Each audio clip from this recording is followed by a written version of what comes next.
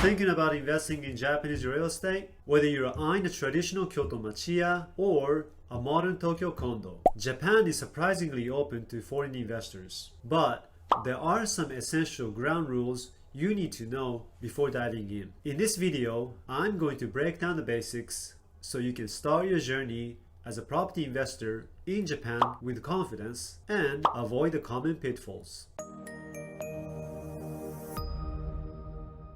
Okay, first things first, find the right agent. Yes, Japan allows foreigners to freely acquire and own property, and the great thing is that we have the legal framework. If you follow the correct procedures, your rights as property owner are generally protected. But here's the catch. The infrastructure to support foreign buyers is still underdeveloped. The property search channels are limited, and real estate in Japan is highly localized. That means finding a good deal or even understanding what's available in the market can be very difficult without help. On top of that, there's a language barrier.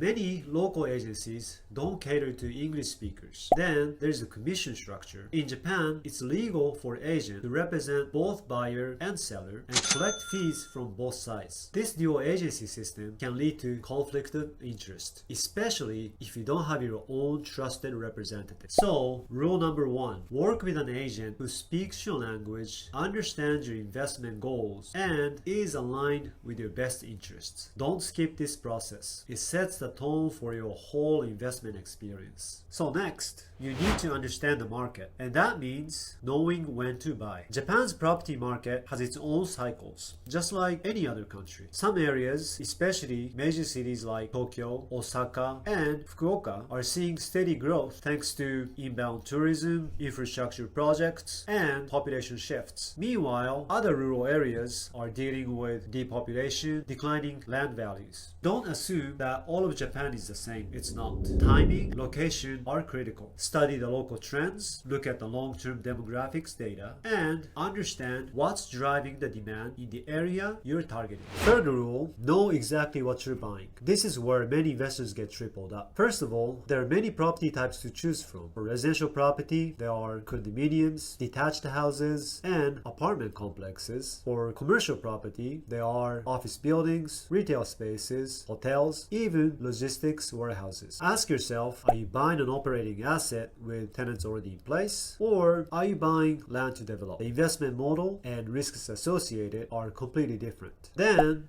consider location. Central Tokyo isn't the same as a ski resort town in Hokkaido or a hot spring village in Kyushu. Different rules, different returns, different challenges. Now, the legal stuff. Land and building ownership are separate in Japan. You need to check the title for both. Is it freehold, where you own the land outright, or leasehold, where you essentially renting it long-term from someone else? What's the contractual status of tenants, especially in rental or hospitality assets? And finally, let's talk about value allocation. In Japan, the building and land value allocation is part of negotiation between seller and buyer. This matters because your taxes and potential write-offs are affected by how the value is split between those two. I'll give you an example. Acquiring an old building in central Tokyo where the land value is worth 80% of the purchase price is different from a newly built property in a rural city where the land value is only worth 30% of the price. This can change your tax position completely, therefore impact your net return after tax. So to sum it up, investing in Japanese real estate is 100%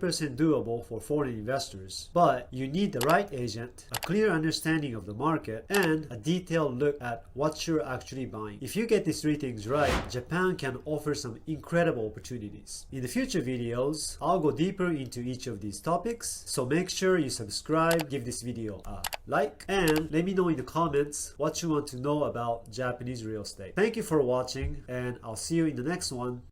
Sayonara!